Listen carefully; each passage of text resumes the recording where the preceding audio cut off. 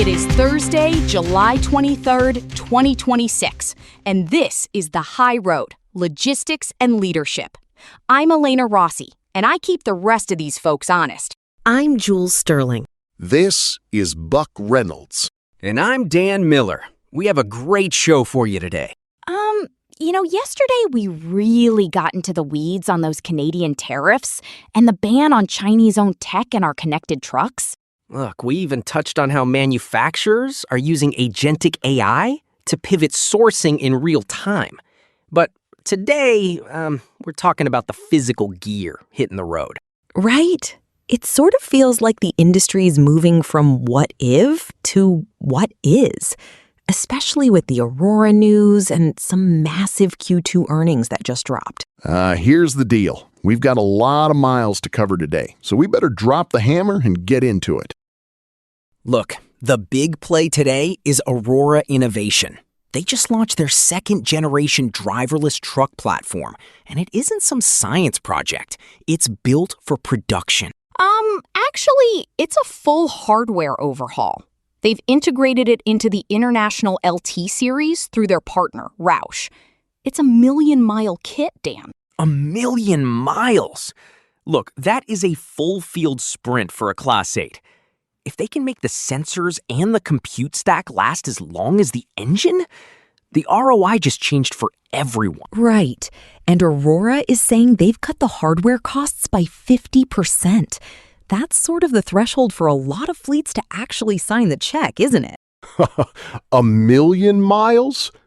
I mean, my thing is, I've had CB radios vibrate themselves to death on a gravel road in 2 weeks. You're telling me a LiDAR unit can handle 1,000,000 miles of road salt? Well, I suppose that's why they're running them on public roads in the Sun Belt. They've already logged 440,000 driverless miles. Bottom line, Buck, they aren't just testing anymore. They've got 10 dedicated routes, and they're aiming for a production run rate of 1,000 trucks a year by the end of 2026. 1,000 trucks? I mean, that's a lot of empty seats.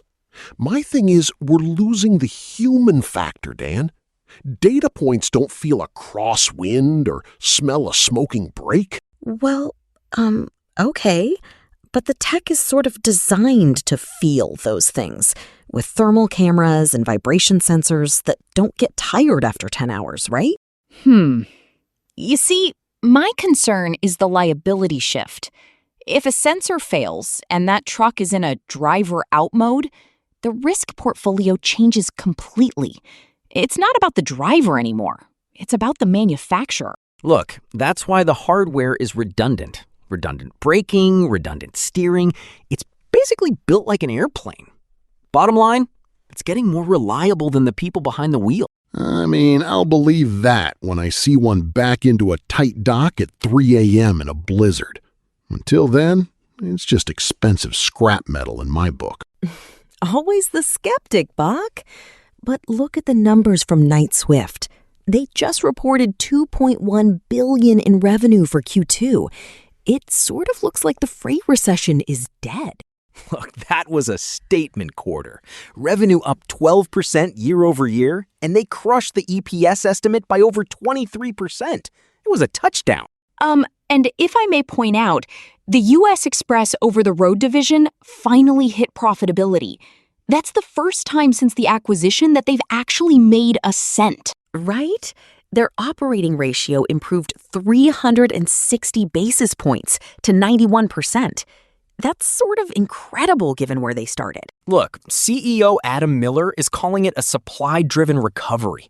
He's basically saying the weak players have washed out and the top-tier carriers are finally seeing the rate growth we've been waiting for. Here's the deal. The washout he's talking about is the owner-ops who couldn't handle $5 diesel. I mean, it's easy to look good when the little guy is gone. Well, actually, it's about the capacity cleanup. We've seen the for-hire fleet shrink for months, so now the remaining volume is concentrated. It's just physics. Well, the rail guys are feeling it too. CSX revenue is up 10%. Shippers are shifting back to intermodal to avoid the road mess. Sort of, right? intermodal volume jumped 9% for them. Look, when you see rail and truckload both turning green at the same time, you know the market fundamentals have shifted. Speaking of shifting, did you guys see the Prologis and Segro deal? Prologis is officially taking over the UK's biggest landlord for $18.7 billion. Look, $18 billion for warehouses and data centers? Bottom line, Prologis is basically becoming the landlord of the internet and global trade at the same time. It's the largest acquisition of a publicly traded landlord in UK history. It sort of gives them a massive footprint in Europe, which is where everyone is looking now, right? Actually, it's about data center development. Segro has been pivotally expanding there, and Dan Leder at Prologis basically said that was the primary value driver. Data centers. I mean, we're building boxes for servers instead of boxes for freight. The world's changing faster than I can keep up with. Look, the servers are what move the freight now, Buck. Bottom line, if you own the real estate where the AI lives, you own the supply chain. Before we get into the pharmaceutical trade wars, we should probably mention who's keeping our lights on today. Look, strategic logistics requires world-class engineering, right? And this show is powered by the stack developed by Eric Christensen at Neural Network Media. Right. Support the architect behind the code. He's sort of the reason we're even able to broadcast from this control room today. Visit our Patreon at patreon.com/Neural Network Media for a free trial and access to our daily briefing PDF. I mean, it's the good stuff. Okay. Let's talk about the reshoring ultimatum. The administration just announced 200% tariffs on generic pharmaceuticals by 2029. 200%? It sort of sounds like they're trying to burn the whole globalized supply chain down for drugs, doesn't it? Actually, it's a phased approach. Phased in starting in 2028. They're giving companies 2 years to build domestic plants, or they're basically dead in the water. Look, 90% of our prescriptions are generics. If we don't reshore this fast, we're talking about massive price spikes for millions of Americans. Here's the deal. We can't even build a warehouse in 2 years with the red tape we have now. I mean, how are we going to build drug factories that fast? Well, okay, but Sandoz and Teva are already saying they need a sustainable framework. They sort of agree with the goal, but the penalty approach is terrifying. Actually, we're already seeing the front loading. Container imports hit record highs this month because shippers are trying to beat the July 24th deadline tomorrow. Tomorrow! Look, the 10% global tariff expires tomorrow, and everyone is racing to get their freight in before the rules change. It's a total sprint at the ports. I mean, I've seen the lines at the Port of Oakland. It's a parking lot. And now you've got these 50% tariffs on Canadian imports, too. Cars, dairy, booze. It's a mess. You see, my concern is that we're using Section 338 of the Tariff Act of 1930. That's a 100-year-old trade authority we haven't touched in ages. It's extreme. It sort of feels like we're bypassing the USMCA entirely, right? Shippers were counting on those exemptions to keep the cross-border freight moving. Look, if the 401 and the I-75 corridors slow down, the whole automotive supply chain is on the ropes. Bottom line, we're risking a shutdown of the North American circulatory system. And it's getting more expensive to run those corridors anyway. Diesel is back over $5 because of the Red Sea blockade. My thing is, we're getting squeezed on every side. Actually, it's a 2 choke point crisis now. The Houthis just hit 2 Saudi tankers, the Ansalia and the Lila, near the port of Jazan. Look, Hormuz is basically closed, and now they're mining the Red Sea too. Brent crude hit $96 today. It's a powder keg, plain and simple. I mean, we're refining record amounts of diesel, 5 million barrels a day, and the price still goes up. I mean, where is it all going? Well, Europe and South America are outbidding us. They're trying to replace lost Russian and Iranian barrels, so they're taking our fuel right off the dock. It's sort of a perfect storm, isn't it? Record production and record prices. It's enough to make you want to park the rig and stay home.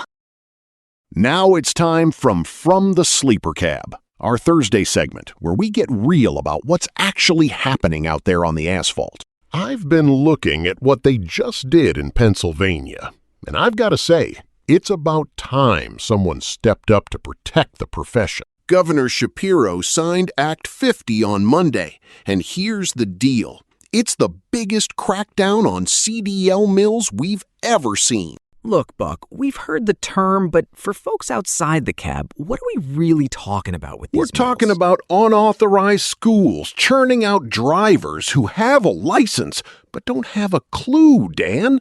I mean, they're teaching people to pass a test, not how to drive. The new law hikes the fine for operating an unauthorized school from $2,500 to $25,000 per violation. I mean, that's a real sting. Actually, it should be even higher. We've got over 1,200 entities listed on the FMCSA training registry in PA alone. How many of those are actually legit? It sort of explains why we're seeing such high failure rates in these safety blitzes, right? If the training is substandard, the equipment is going to suffer too. You're right on the money, Jules. I mean, look at Maryland last week. They did 37 inspections on I-81 and put 15 of those trucks right out of service. Well, that's a 40% failure rate. My thing is, that's not an accident. That's systemic neglect.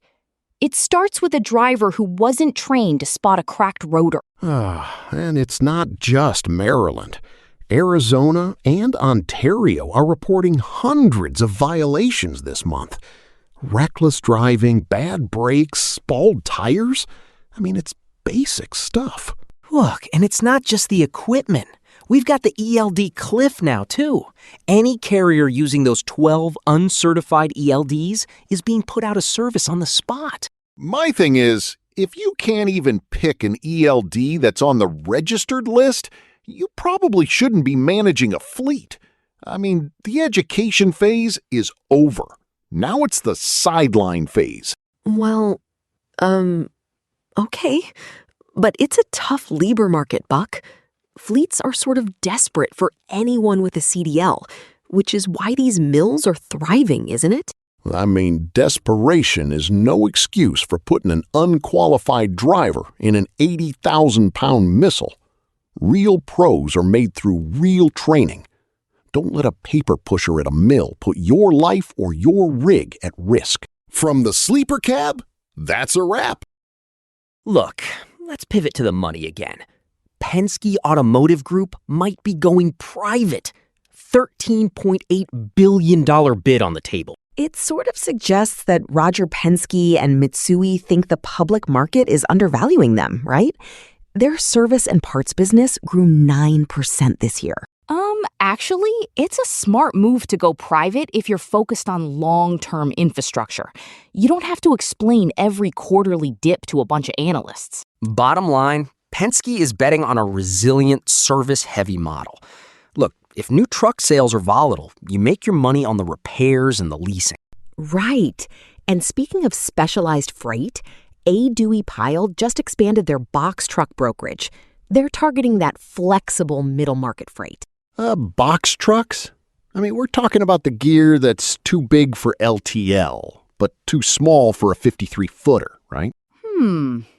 Actually, it's for things like high-value retail fixtures and machinery.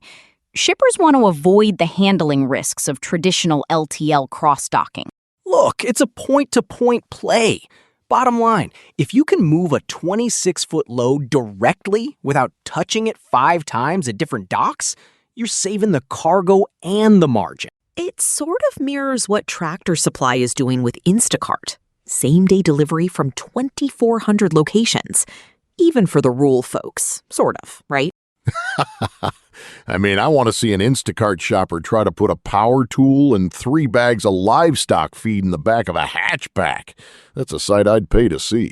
Look, it's for the rural pantry loading. Instacart handles the animal feed while Tractor Supply handles the big and bulky internally. It's a hybrid playbook. Actually, it's about life out here. They're finally bringing the 1-hour delivery to the folks who are 30 miles from the nearest store. Right? It sort of bridges that rural gap that's been underserved for years. It's a huge opportunity for Instacart, actually. Bottom line, the whole industry is vertically integrating. From the ports to the porch, every lane is getting more specialized and more automated. You know, as long as the specialized part includes safety, I suppose I can live with it. Just don't forget the fundamentals. That does it for us here at the High Road. We've covered a lot today, from driverless trucks to the 2 choke point crisis in the Red Sea. Just remember, as the tech scales up, the responsibility scales up with it. Bye. Later. Peace. Don't let your sensors get complacent and keep the rubber side down.